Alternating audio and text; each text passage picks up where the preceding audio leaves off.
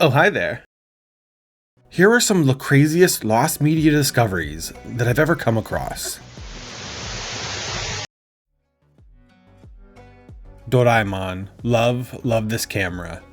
Based on the 1969 manga of the same name by the duo Fujiko Fujio, Doraemon is a massively popular, long-running Japanese anime, often considered the Mickey Mouse of Japan. The show is about Nobita Nobi, his friends, family, and Doraemon, a blue robot cat sent from the 22nd century to give Nobita and his descendants a better life. The anime has had 3 separate runs, the first in 1973, a second beginning in 1979, and a third in 2005 that's still running today. The franchise has some of the deepest lost media lore of any franchise I've ever come across. I even made a dedicated video about all the lost media it has to offer. And the most sought after is the original 1973 anime. This iteration had a very short run, consisting of just 52 segments released over the course of 6 months, airing its final episode on September 30th, 1973, when its production company filed for bankruptcy.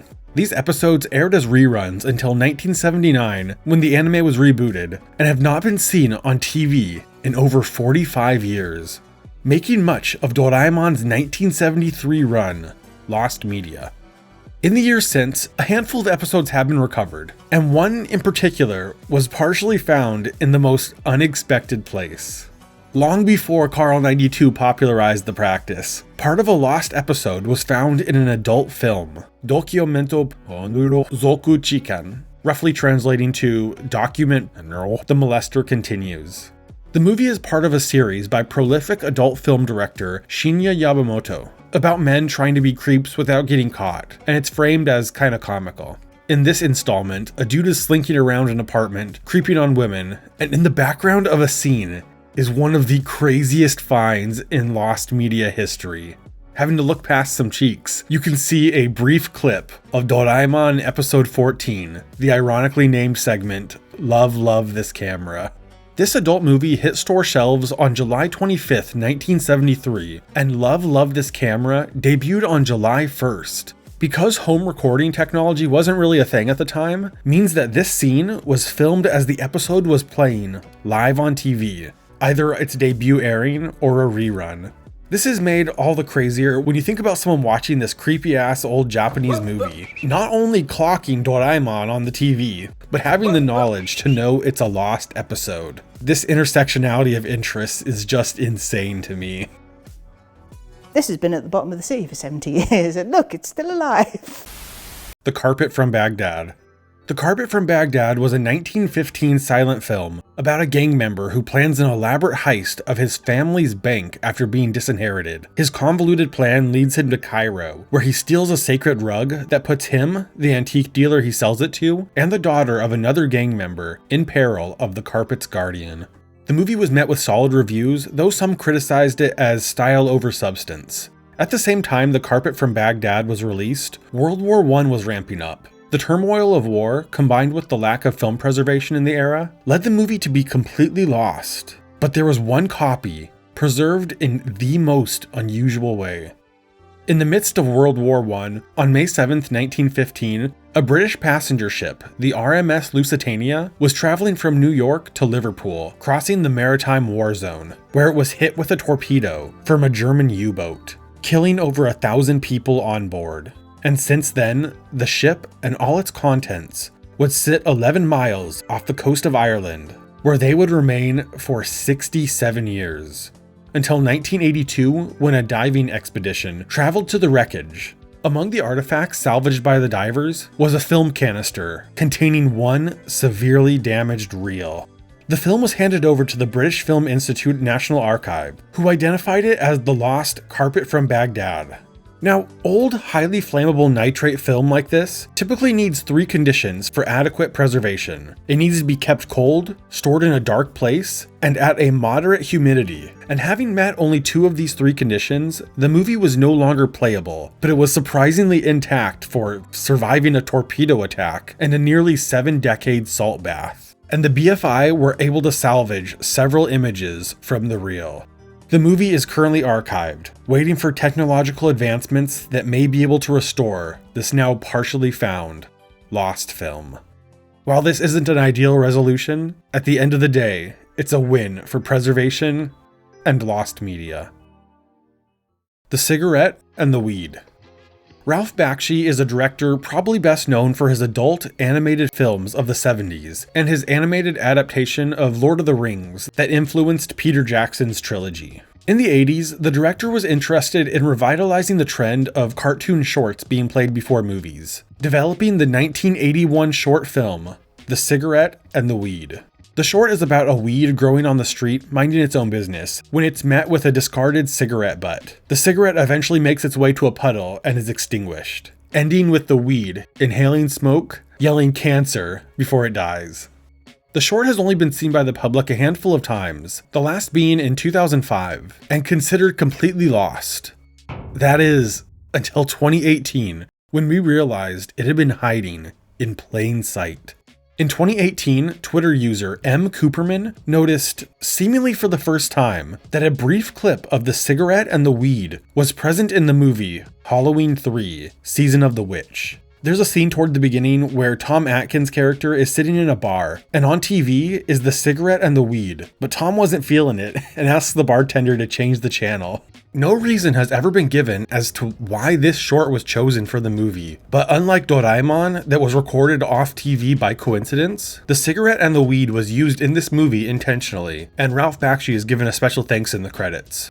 It's funny, when I was finishing up this video, the cigarette and the weed was found. It was posted on Twitter by Ralph Bakshi himself, and it turns out our description was a little bit off. The weed doesn't inhale smoke, but instead gets spit on by the cigarette. And there's a third character, a rat, and he's the one who says "cancer" at the end as the weed dies. And if we're talking about crazy discoveries, how wild is it that this 40-year-old short gets publicly released as I'm making a video about it? Chess of the Wind. Chess of the Wind is a 1976 Iranian film written and directed by Mohammad Reza Aslani about an aristocratic family squabbling over their inheritance following the matriarch's passing. The movie was made in a transitional period in Iran's history, just a few years before the Iranian Revolution that saw the country's monarchy toppled by religious groups, turning the nation into a theocracy.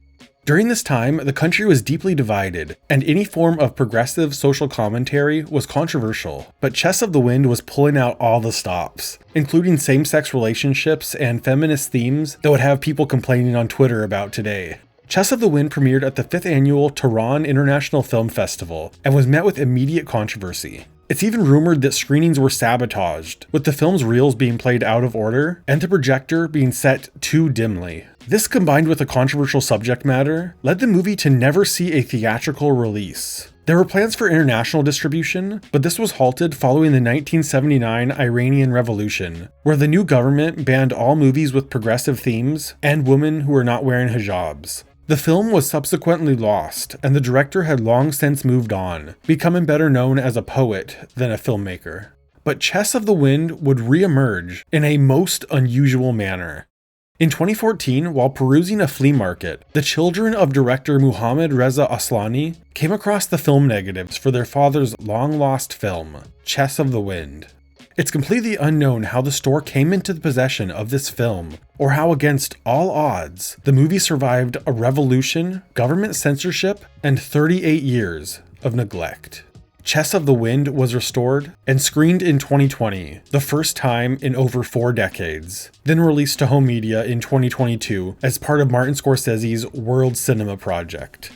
So the next time you're at a secondhand store, a flea market, swap meet, or bazaar, and you think there's no chance of coming across lost media, just remember the time a family came across lost media made by their own father.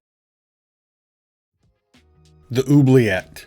The Oubliette is a 1914 silent film and the first of a 4-part series in The Adventures of Francois Villon by director Charles Giblin. This movie's plot is all over the place. It's about the misadventures of vagabond and philosopher Francois Villon. Things start off with Francois and his friend giving all their money to a poor elderly couple. And with no money left, Francois is forced to steal to eat, which ultimately leads his friend to be hanged for the crime. A knight comes by and makes fun of his friend's lifeless body, leading Francois to beat up the knight and assume his identity, rescuing a damsel in distress. In a seemingly unrelated note, he's then imprisoned by King Louis IX, but this is all just a test of loyalty for some reason, which Francois passes.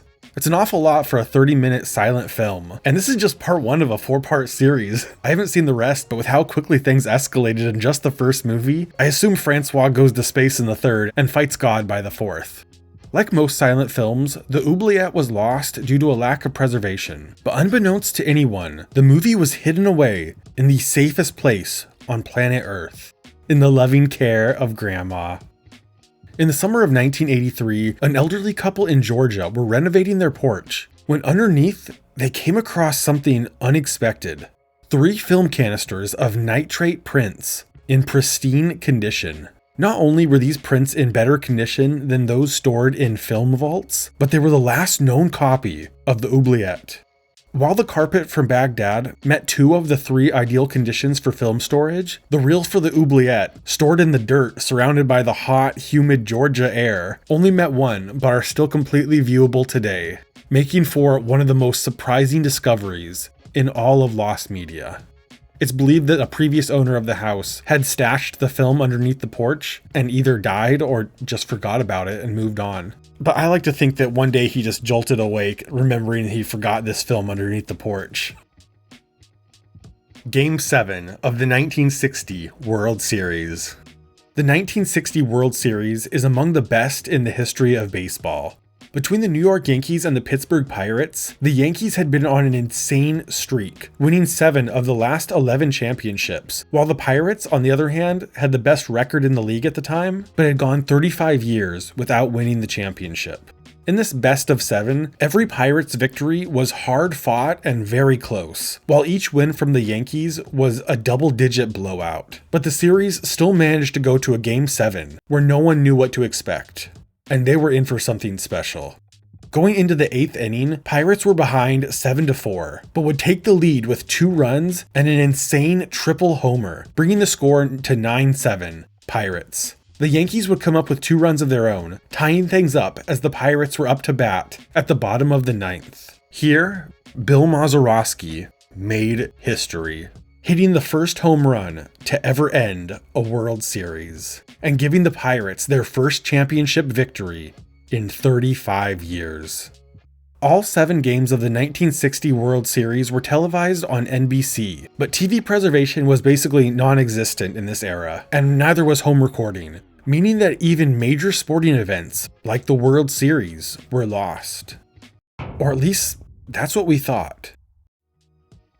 Bing Crosby is best remembered today for his music, but he's often considered the first multimedia superstar in history, as a popular radio personality, an Academy Award-winning actor, tech entrepreneur, and coincidentally, co-owner of the Pittsburgh Pirates. Like any good baseball fan, Crosby was superstitious. He had recently attended games in person where the Pirates suffered devastating losses, and not wanting to take any chances, Crosby opted to spend Game 7 in Paris, listening to the match on the radio. But like I mentioned, Bing was a tech entrepreneur, and one of his most successful endeavors was working alongside electronics company Ampex in the development of early video recording technology.